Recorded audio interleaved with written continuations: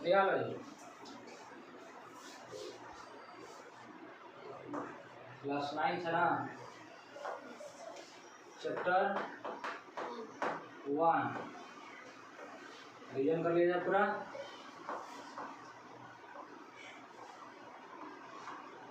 इधर तो दिखाई ना दे रहा, चलो दिखाई नहीं दे रहा तो बोल देते हैं 9 है। ठीक, चैप्टर 1 में क्या पढ़ना है? संख्या पद्धति, इंग्लिश में क्या बोलते हैं? नंबर सिस्टम बोलते हैं ना। तो नंबर सिस्टम में कुछ नंबर होते हैं, उनके बारे में आपको जानकारी होना चाहिए, तब जाके चैप्टर को हल कर पाओगे। नंबर सिस्टम में सबसे पहले देखा जाएगा, हम 0 लेवल से चलते हैं तो सम संख्या। पहले तो देखो नंबर कौन कौन से होते हैं। 0, 1, 2, 3, 4, 5, 6, 7, 8, 9। ये नोट कर देना आपने खुद से। ये नंबर है कितने हैं? तो 10 को है। 10 नंबर होते हैं कौन कौन?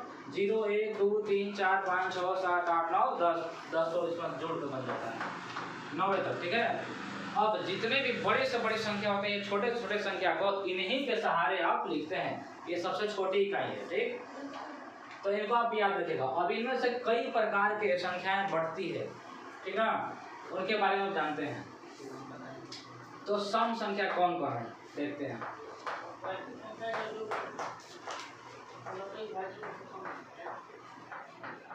सम संख्या यानी कि इंग्लिश में इवन नंबर बोलते हैं इसको। इवन नंबर, सम संख्या मतलब इवन नंबर। तो सम संख्या वैसी संख्या है जिसमें 2 से पूरा पूरा भाग लग जाए। 2 से पूरा भाग लग जाए। जैसे एक उदाहरण लेते हैं, जैसे 8 ले लेते हैं, 10 ले लेते हैं, एक 15 ले लेते हैं और एक 20 ले लेते हैं। 2 से भाग देने की बात की ना, तो 2 8 2 चौके खत्म, 2 पाँचे खत्म, और 2 से 10 बार में तो कट ही जाएगा ना, 0 भाग जाएगा। अभी इसको देखो तो 2 से 2 7 14 होता है, एक तो बच गया ना शेषफल। ये शेषफल बचेगा, ये सम संख्या नहीं कहलाएगा। जो पूरा पूरा कट गया वो सम संख्या कहलाएगा। तो ऐसी संख्या जो 2 से पूर्णतः विभाजित होती है उसे सम संख्या कहते हैं। इसकी पहचान की बात करें तो सम संख्या की इकाई का स्थान पर 0, 2, 4, 6, 8 रहता है। चाहे कितना भी बड़ा संख्या लिख दिया जाए, जैसे कि यहाँ पर नंबर लिखते हैं, देखिए दिखाई दे रहा, एकदम बहुत बड़ा सा रख लेते हैं नंबर। ये सम संख्या है नहीं ना। क्लास में क्या है? 1 आ गया, इसलिए सम नहीं है। अगर हम यहाँ पर 0 लगा देते तो हो जाता। 2 रख दो, 4 रख दो, 6, 8 कुछ भी रखो, यानी कि 0, 2, 4, 6, 8 में से कोई भी संख्या किनारे है, इकाई का स्थान पे 1 प्लस है, तो समझो कि वो सम संख्या है। मिटाते हैं। अब दूसरा नंबर नोट कर लीजिए, जो बोल रहे हैं परिभाषा। ये वीडियो रोक के नोट कर लेना। देखिए विषम संख्या। विषम संख्या क्या होता है? जो संख्या 2 से पूर्णतः विभाजित न हो, इसका वो अपोजिट करता है। ऐसी संख्या जो 2 से पूर्णतः विभाजित न हो वो विषम कहलाएगी, और जो पूर्णतः विभाजित हो वो सम कहलाएगी। तो विषम संख्या, अभी एक उदाहरण दे दी थी 15। इसका पहचान क्या होता है? 1, 3, 5, 7, 9। किसके स्थान पर? इकाई का स्थान पर। किसी संख्या के इकाई का स्थान पर 1, 3, 5, 7, 9 रहे तो समझिए कि वह विषम संख्या है। कोई दिक्कत है? नहीं दिक्कत है। आगे बढ़ते हैं। उदाहरण दे देगा इसका। जैसे 61 क्या है? 62 क्या है? 63 क्या है? 64 क्या है? देखिए ये सम हो गया ना, देखो ये दोनों हो जाएगा सम, और ये दोनों विषम हो गया, क्योंकि किनारे पर 1 है, 3 है। या भाग देने पर 2 से पूरा पूरा भाग ना लगेगा, इसमें भाग लग जाएगा तो सम, भाग ना लगा तो विषम। अब 3 नंबर पे हम लोग सीखते हैं। कौन सा नंबर सीखेंगे? पूर्ण संख्या, प्राकृत संख्या, भाज्य संख्या, अभाज्य संख्या, पूर्णांक सीखेंगे, सीखेंगे, अपरी में सीखेंगे। वीडियो दिख रहा है? वास्तविक संख्या, इन सब को अभी सीखना है। दो चीज सीख लिया ना, सम और विषम सीखे। पूर्ण संख्या वो संख्या होता है बाबू कि पूरा का पूरा, हाँ 0 1 2 3 4 5 ऐसी संख्या जो 0 से शुरू होकर और अनंत तक चलते रहे, हम रुके हैं नहीं, हम चल रहा तो चल रहे जा रहा है ना। तो ये सबको क्या कहते हैं? हाँ, इनफाइनाइट तक चलता है ये, 0 से शुरू होकर के, 0 से शुरू होकर अनंत तक चलता है, लेकिन लगातार चलता है ना। ये सब एकदम कंटिन्यूअस नहीं चलेगा। तो सब का सब क्या कहलाएगा? पूर्ण संख्या। अब तुम सब बोलेगी क्या 61 कौन सा संख्या है? पूर्ण है। अब सम विषम में पूछे तो विषम है, सम विषम में पूछे तो विषम हो गया। अब यहाँ पर पूर्ण हो गया। 0 क्या है? सिंपल सी बात। अब देखिए प्राकृतिक संख्या, प्राकृतिक का मतलब जानते हैं भगवान, गिनती की संख्या को प्राकृतिक संख्या कहते हैं। गिनती की संख्या को क्या बोलते हैं? प्राकृतिक संख्या। यानी कि कोई वस्तु को गिनती करते हैं ना, वस्तु की गणना 0 से करोगे कि 1 से करोगे? हमारे पास देखो इधर, हमारे पास कितने उंगली है? 14 गो, 10 गो है। यहाँ से काउंट करोगे क्या बोलोगे? 1 कि 0 बोलोगे? 1 बोलोगे। तो 0 वाला कहाँ चल गया? पूर्ण में। अब शुरू कहाँ से हो रहा? कोई वस्तु गिन दे, 1 2 3 4 5 6 7 8 9 10। ये काउंटिंग जब भी शुरू होता है 1 से शुरू हो रहा है, इसलिए क्या बोलते हैं इसको? हम प्राकृतिक संख्या बोलते हैं। तो गिनती की संख्या को प्राकृतिक संख्या कहते हैं। परिभाषा हो गया। इसका एग्जाम्पल आंसर देखो क्या है। मतलब एग्जाम्पल में 1 2 3 4 5 इस तरीके से अनंत। अभी दोनों में सीखना है। 2 सीख गया, 4 सीख गया। सम विषम पूर्ण प्राकृतिक। नोट करते जाना। भाज्य अभाज्य। भाज्य अभाज्य में देखिए क्या होता है ना, भाज्य माने भाग लगेगा, अभाज्य माने भाग ना लगेगा। अब किससे भाग लगेगा ये देखना हमको। तो पहला आपको हम भाज्य संख्या सिखाते हैं, ठीक है? ऐसी संख्या जो एक तथा स्वयं के अलावा किसी अन्य संख्या से भी विभाजित हो। एक बार फिर से, है ना? ऐसी संख्या जो एक तथा स्वयं के अलावा किसी अन्य संख्या से भी विभाजित हो, उसे क्या बोलते हैं?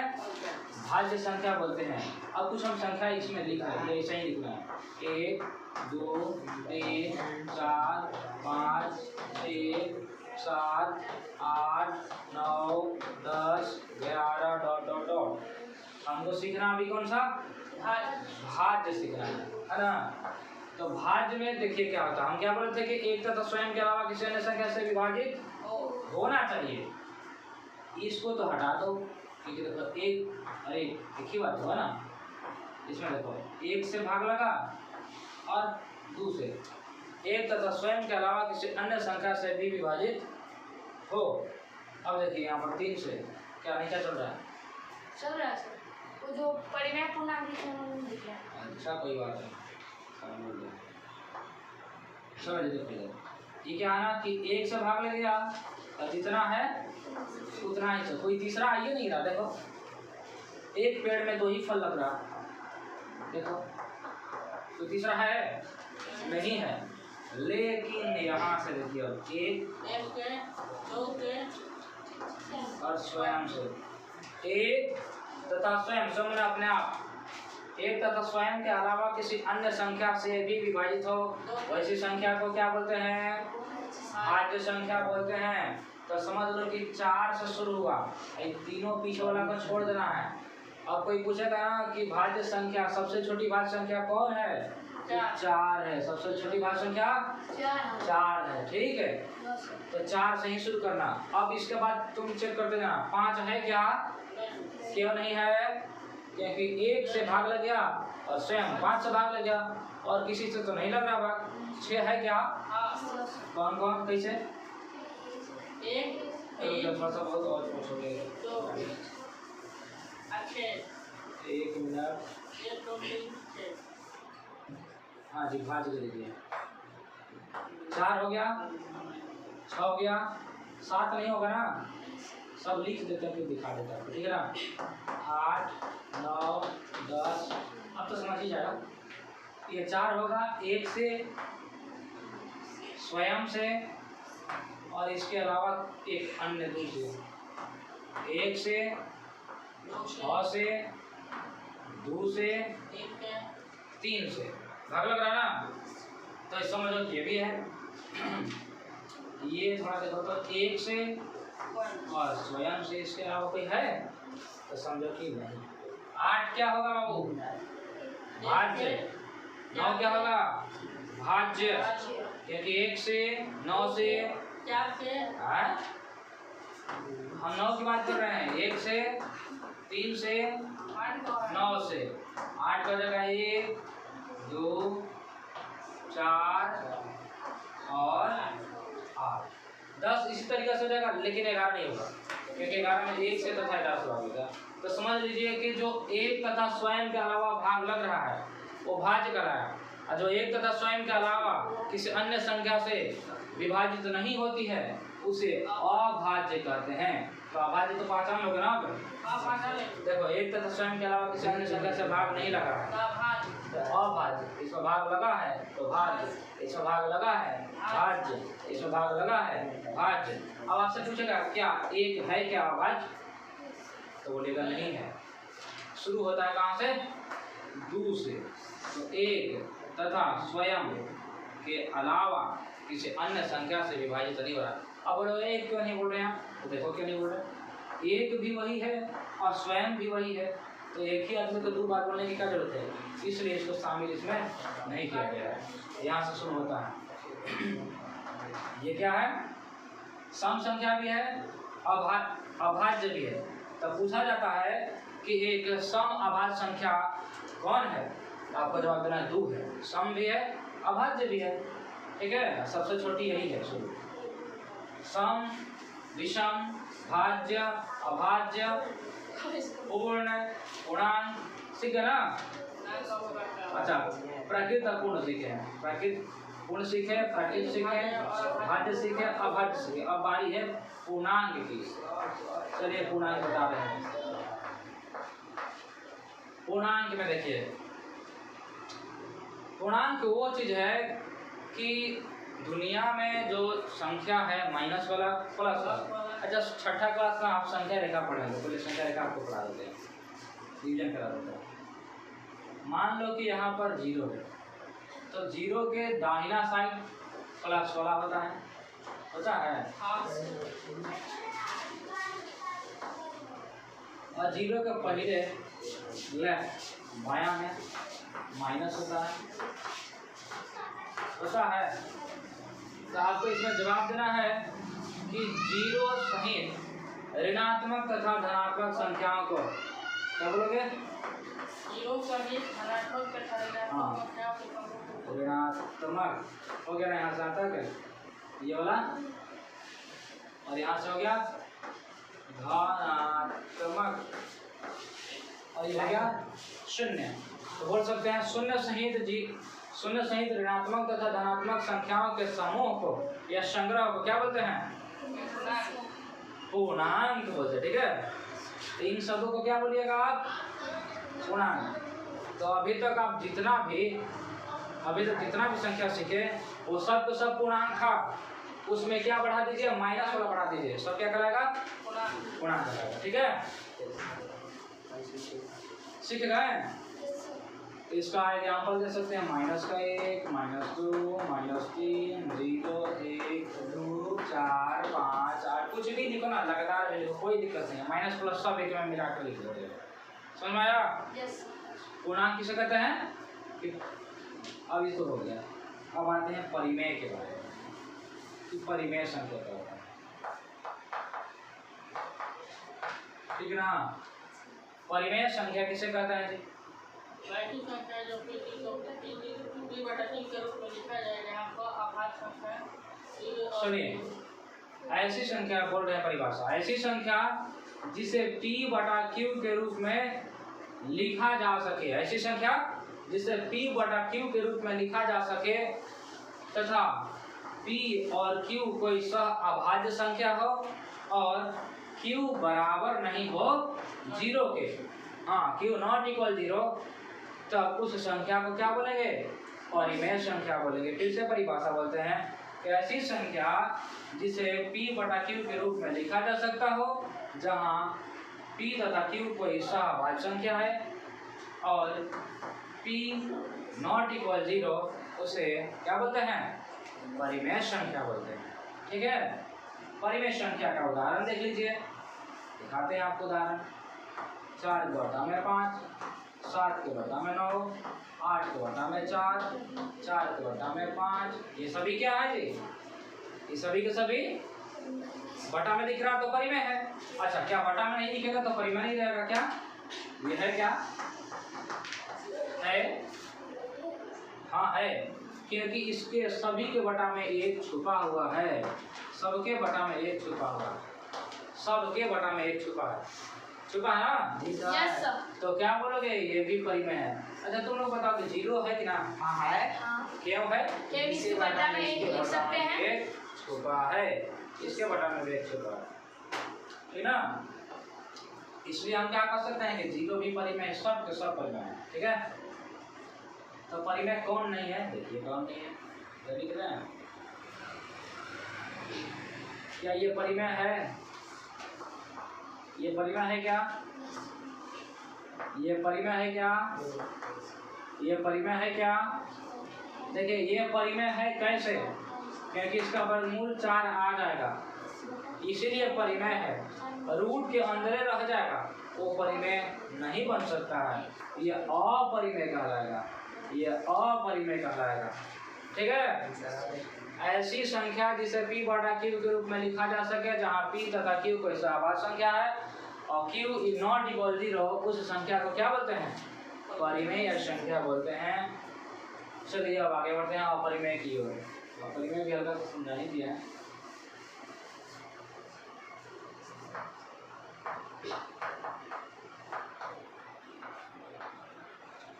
ऐसी संख्या जिसे P/Q के रूप में नहीं लिखा जा सकता, उसका अपोजिट कर दो। ऐसी संख्या जिसे P/Q के रूप में नहीं लिखा जा सकता है, उसे क्या बोलते हैं?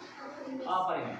उसके साथ साथ किसी संख्या का परफेक्ट स्क्वायर ना हो, यानी कि पूर्ण वर्ग ना हो, कोई संख्या, जैसे मान लेते हैं कि हम लिखते हैं 3, 1 लगातार लिखते हैं ना, 1 2 3 4 5 6 7, मान लो 49 लिख दिए, 36 का हो गया ये, है ना, 56 का हो गया, 64 का हो गया।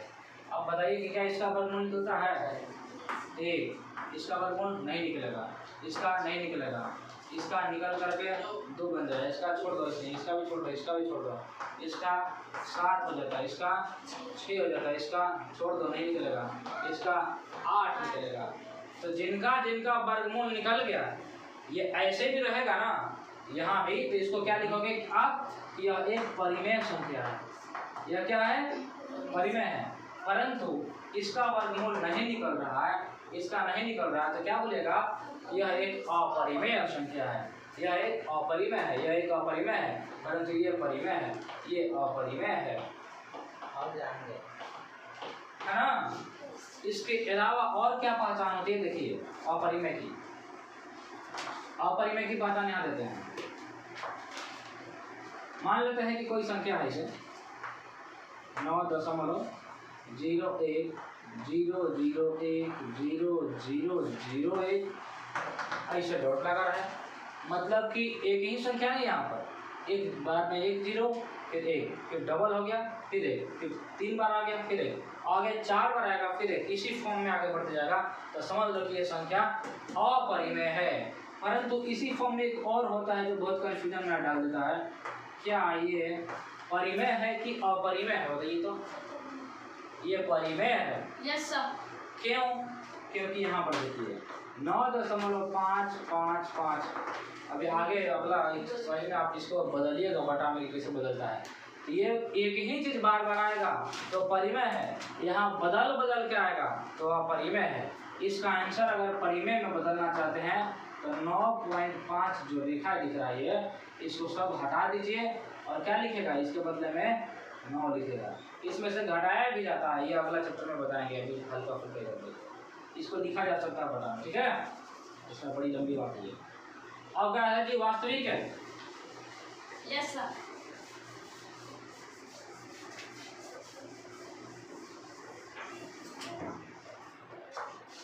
परिमेय सीख लिया, अपरिमेय सीख लिया, वास्तविक सीख लीजिए। वास्तविक संख्या किसे कहते हैं बताइए? परिमेय तथा अपरिमेय संख्याओं के संग्रह को वास्तविक संख्या कहते हैं। किसे कहते हैं? परिमेय तथा अपरिमेय संख्याओं के संग्रह को वास्तविक संख्या कहते हैं। अब संग्रह क्या होता है? दोनों का मिला दो, समूह होता है, मिक्सिंग रहता है। मतलब जितना भी परिमेय है सब वास्तविक हो गया, जितना अपरिमेय है सब का सब वास्तविक हो गया। बोल सकते हैं ना? Yes sir. तो वास्तविक में कौन कौन जोड़ा लगा है? तो परिमेय तथा अपरिमेय। परिमेय संख्या तथा अपरिमेय संख्या एक ही में मिक्सिंग है। इन सबको क्या कह सकते हैं हम? वास्तविक संख्या कह सकते हैं। क्या कह सकते हैं? अब यहाँ पे एक सवाल पूछ देते हैं कि क्या प्रत्येक अपरिमेय संख्या वास्तविक संख्या है? Yes sir. है? Yes sir. ठीक। अब क्या प्रत्येक वास्तविक संख्या अपरिमेय संख्या होती है? नहीं सर। नहीं होगी। Yes, sir. रीजन समझिए, इसका एक यहाँ पर बाल्टी, इसका यहाँ पर बाल्टी और इसका यहाँ पर। देखिए समझिए, हम क्या बोले कि वास्तविक में दोनों होता है। वास्तविक में परिमेय भी होता है, अपरिमेय भी होता है ना?